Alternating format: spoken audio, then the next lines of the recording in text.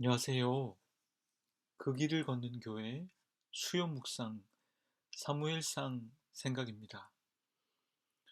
다윗이 비밀스럽게 다음 왕으로 기름 부음을 받은 후 사무엘상의 내러티브는 어떻게 다윗이 그 비밀에 접근해 가는가 하는 것에 관심을 둡니다. 이것을 반대로 말하면 이 내러티브는 사울은 어떻게 그 권위를 상실해 갔는가 하는 점입니다.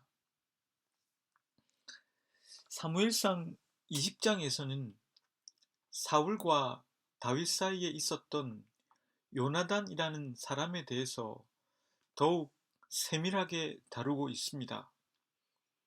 요나단은 이제 다윗과 사울 사이에서 선택을 해야만 하는 상황에 놓이게 되었습니다. 우선 그 내러티브를 여러분들에게 전해드립니다. 사무엘이 있는 라마 나요스로 피신했던 다윗은 다시 돌아옵니다.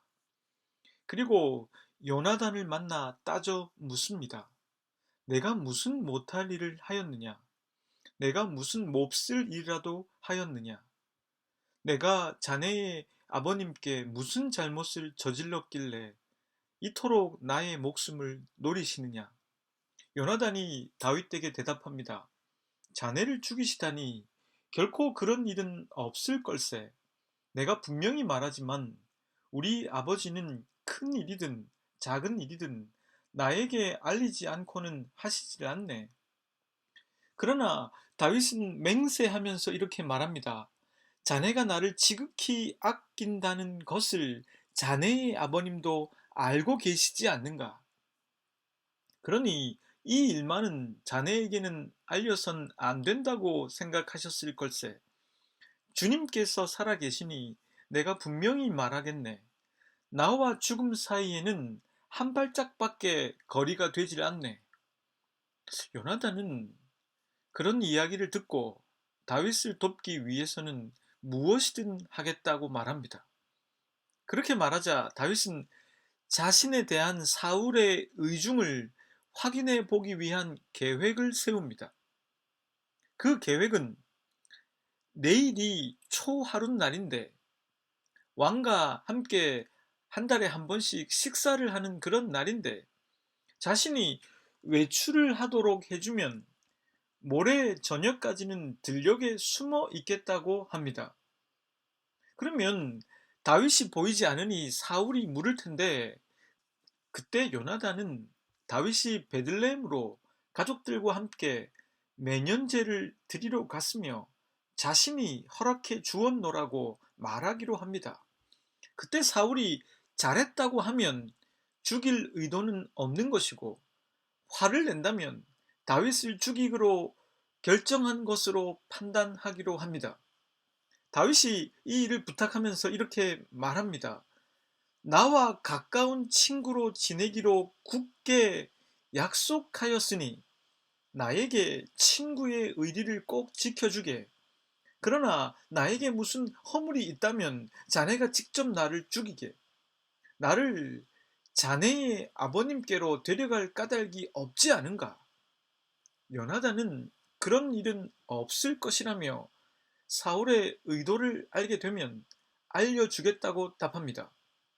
두 사람은 들녘으로 나가 언약을 맺습니다. 요나단은 다음과 같이 부탁합니다.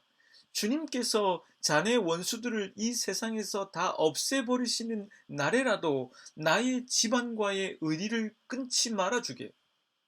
그리고 요나단은 다윗이 안전하게 피할 수 있도록 돕겠다고 말합니다. 요나단은 사울의 의중을 알려주는 신호로 화살을 택합니다. 만약 사울이 죽이지 않기로 했다면 화살을 3번 쏘곤 종에게 주워오도록 할 텐데 그때 너무 멀리 갔다며 다시 돌아오면서 죽도록 하도록 하겠다고 합니다. 또 사울이 죽이기로 했다면 화살을 쏘곤 종에게 더 멀리 가서 화살을 주워와야 한다라고 말하기로 결정합니다. 이렇게 계획을 세우고 초하룻날이 되어 왕과 함께 식사하는 자리가 있었습니다. 그 날에도, 그리고 그 다음 날에도 다윗의 자리가 비어 있는 것을 본 사울은 요나단에게 그 까닭을 물었습니다. 요나단은 준비된 대답을 합니다. 사울은 그 대답을 듣고 이렇게 답합니다. 이 패역무도한 계집의 자식아, 네가 이새의 아들과 단짝이 된 것을 내가 모를 줄 알았더냐? 그런 녀석과 단짝이 되다니 너에게는 부끄러운 일이고 너를 낳은 네 어미를 발가벗기는 망신이 될 뿐이다. 이새의 아들이 이 세상에 살아있는 한 너는 안전하지 못하고 너의 나라도 안전하지 못할 것이다. 빨리 가 그 녀석을 당장 끌어오너라. 그 녀석은 죽어 마땅하다. 이 말을 들은 요나단은 다윗이 왜 죽어야 하느냐며 항의했습니다. 그 순간 사울은 요나단을 찔러 죽이려고 창을 뽑아 겨냥했습니다. 그때 요나단은 사울의 의중을 알게 되었습니다. 그리고는 하루 종일 아무것도 먹지 않다가 그 다음날 종 하나를 데리고 들녘으로 나가 종에게 지금 자신이 쏘는 화살을 주워 오라고 명령합니다. 종이 달려가자 요나단은 활을 멀리 쏘고는 이렇게 말합니다. 아직도 덜 갔다. 화살이 더 먼 곳에 있지 않느냐. 그 종은 아무것도 눈치채지 못했지만 다윗은 그 신호를 알아챘습니다. 그리고 요나단은 종을 먼저 보내고 다윗을 만납니다. 다윗은 숨어있던 바위 곁에서 나와 얼굴을 땅에 대며 3번이나 요나단에게 절을 했습니다. 그리고 그들은 서로 끌어안았습니다. 함께 울었는데 다윗이 더욱 서럽게 울었습니다. 요나단은 다윗에게 말합니다. 잘 가게. 우리가 서로 주님의 이름을 걸고 맹세한 것은 잊지 않도록 하세. 주님께서 나와 자네 사이에서 뿐만 아니라 나의 자손과 자네의 자손 사이에서도 길이길이 그 증인이 되실 걸세. 다윗은 일어나 길을 떠났고 요나단은 성 안으로 들어갔습니다. 우리가 살펴본 이 내러티브에서 아직까지 요나단은 사울이 다윗을 죽이지 않겠다는 맹세를 한 상태에 머무르고 있음을 알 수 있습니다. 요나단은 라마 나요스에서 있었던 일에 대해서 알지 못했거나 그것을 알았다고 해도 결국 사울이 보낸 전령들과 사울 자신도 예언하는 상태로 끝나버렸기 때문에 사울의 다윗 살해 의도를 확인하지는 못했을 가능성이 있습니다. 요나단은 아버지인 사울을 객관적으로 볼 수 없었을 가능성이 높습니다.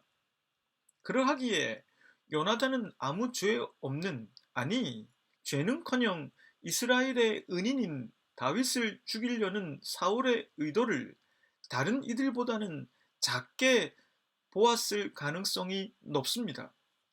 본문은 그런 배경 속에 있습니다. 다윗은 자신에 대한 사울의 의도를 명확히 확인하기 위한 계획을 세웁니다. 그리고 요나단이 그 계획의 중심에 있습니다.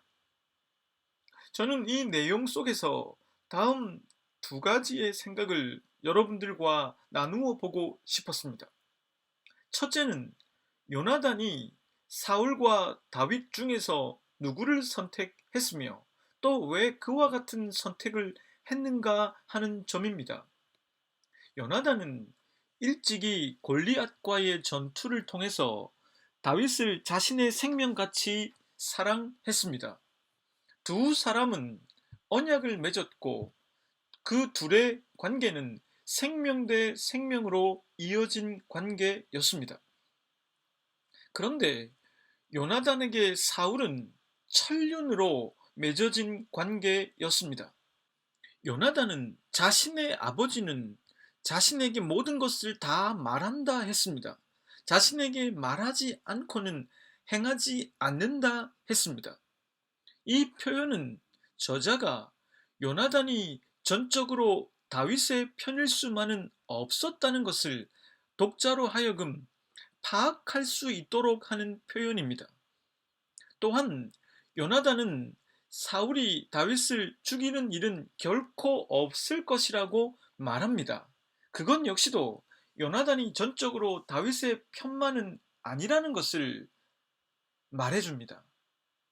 요나단은 사울에게 속해 있는 사람이라는 것을 드러내줍니다. 그러나 다윗은 바로 이 부분을 지적합니다.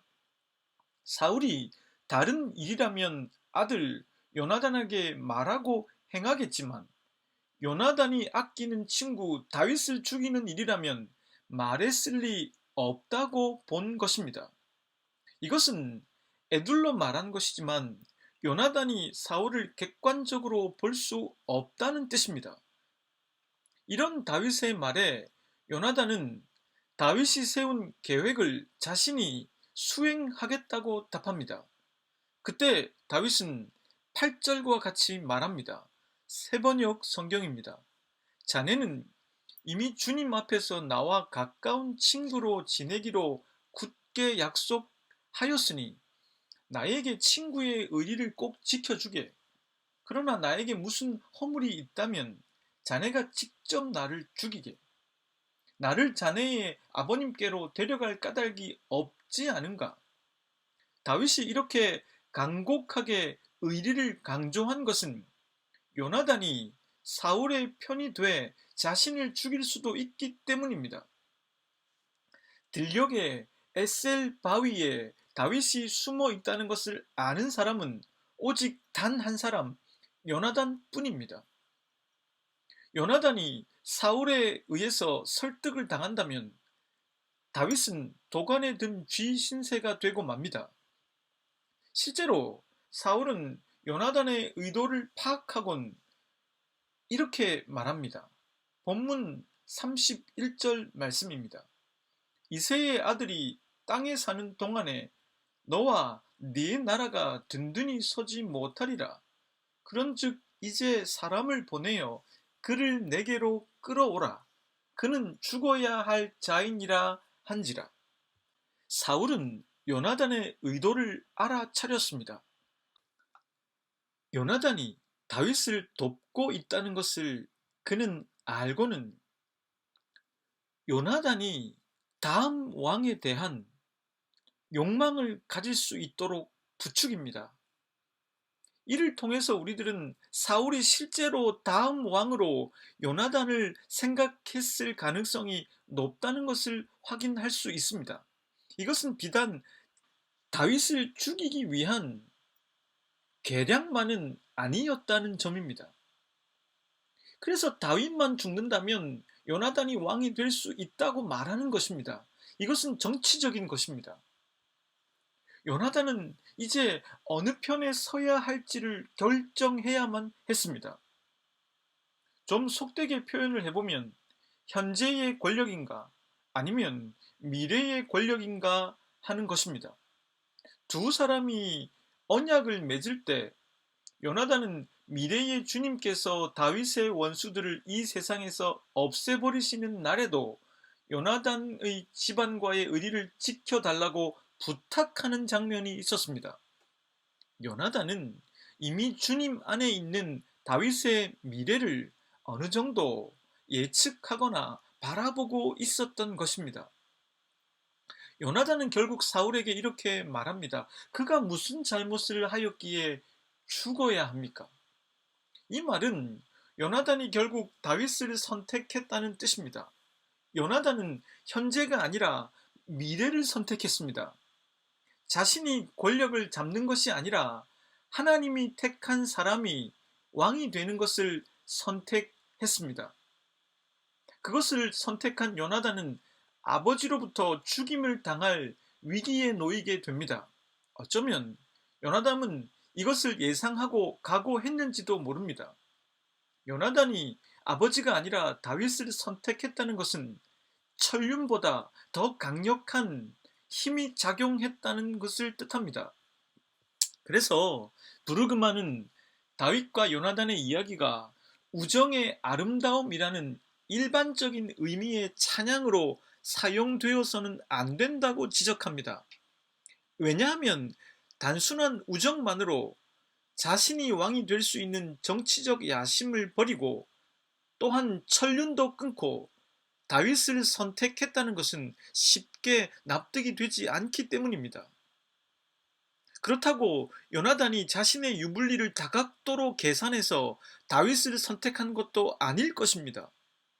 여러 가지 분석을 통해 미래를 예측하고 행동을 결정한 것도 아닐 것입니다.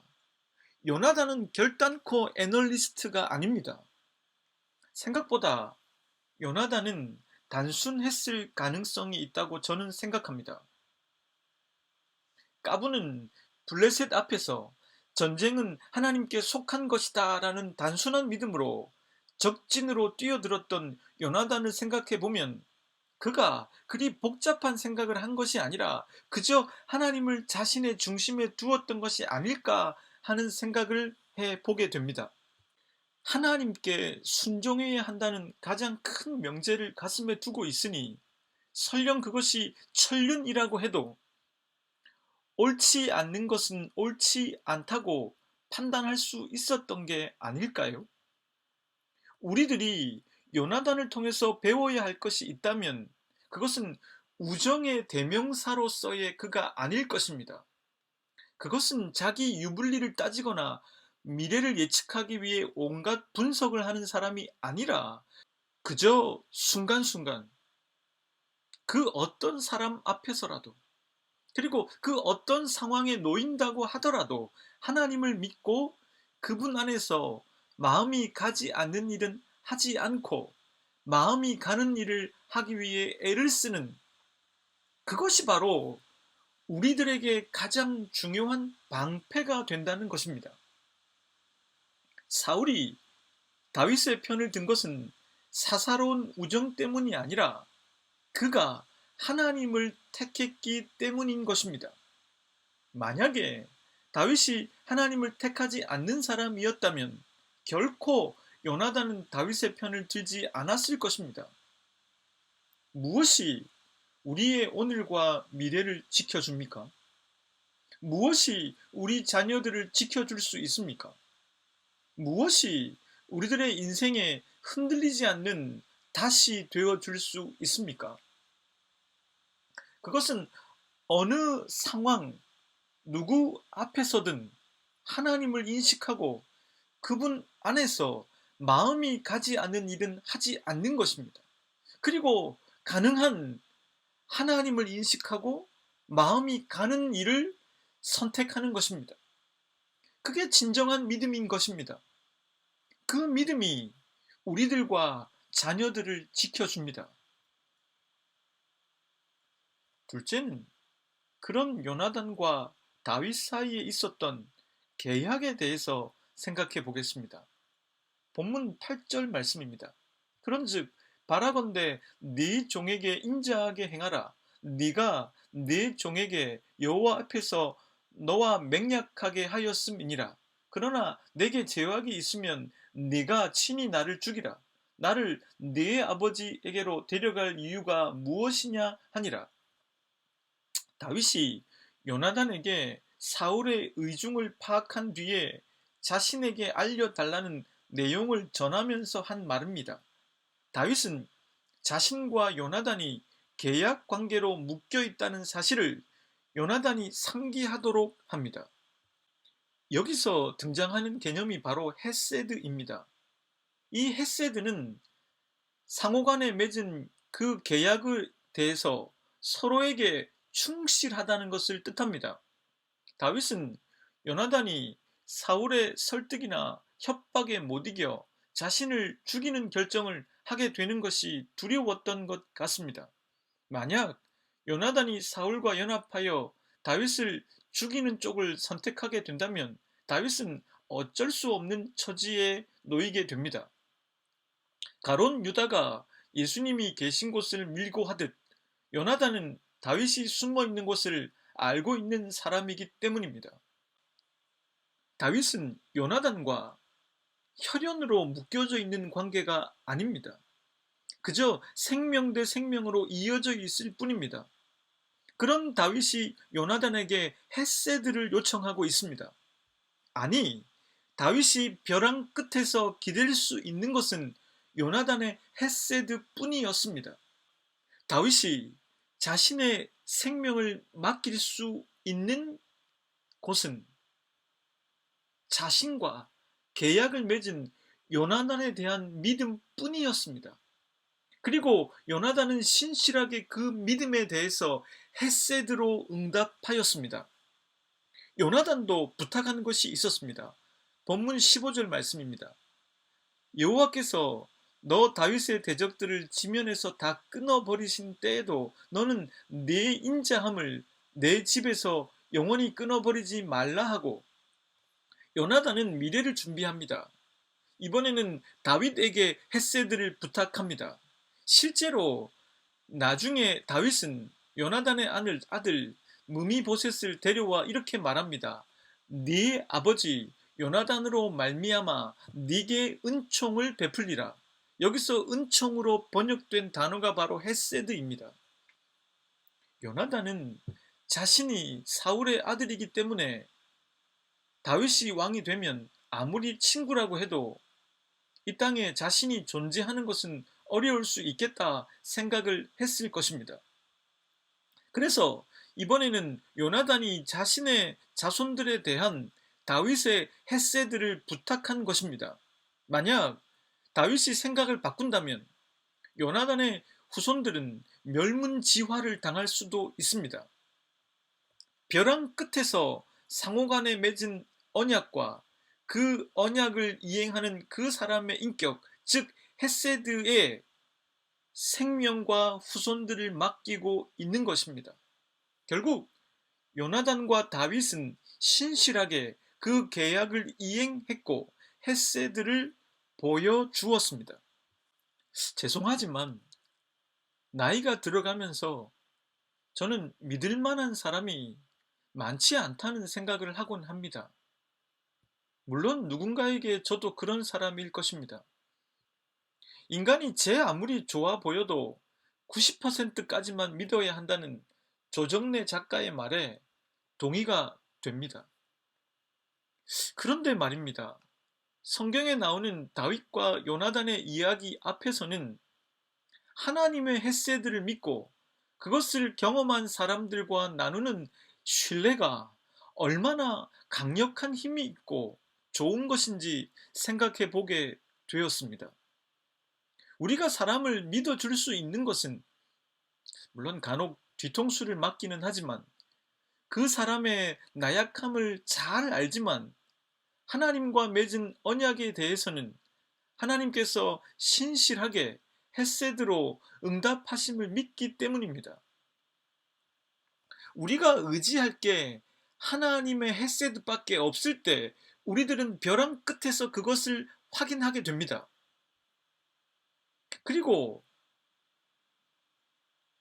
그것이 계약이기 때문에 나에게 신실하게 헤세드를 베풀어 주신 하나님의 은총 앞에서 나도 하나님과 맺은 언약 앞에서 신실하게 응답해야 하겠다는 다짐을 해보게 됩니다. 그걸 경험하고 알고 있는 사람과의 만남과 대화는 즐거울 수밖에 없습니다. 나 같은 사람도 포기하지 않으시고 나 같은 사람과 맺은 언약을 기억하시며 지금도 헤세드를 베푸시는 하나님을 생각해 보면서 여러분들이 하나님 앞에서 이행해야 할 것들은 무엇인지 생각해 보시길 바랍니다.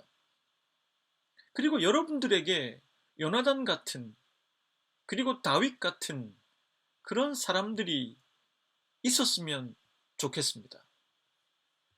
함께 기도하겠습니다. 하나님, 요나단은 다윗을 선택했습니다. 그것은 우정을 선택하기 이전에 하나님 앞에서 무엇이 바른 길인지 모색하는 요나단의 고뇌가 있었기 때문일 것입니다. 다윗을 향한 요나단의 헤세드, 그리고 요나단을 향한 다윗의 헤세드를 보면서 우리를 향한 하나님의 헤세드를 생각해 봅니다. 그리고 저희들과 언약을 맺으신 하나님께 저희들은 무엇을 이행해야 할지를 생각해 봅니다. 저희들도 신실하신 하나님을 닮아 그 언약에 신실하게 응답하는 사람들 되게 하옵소서. 예수 그리스도의 이름으로 기도드립니다.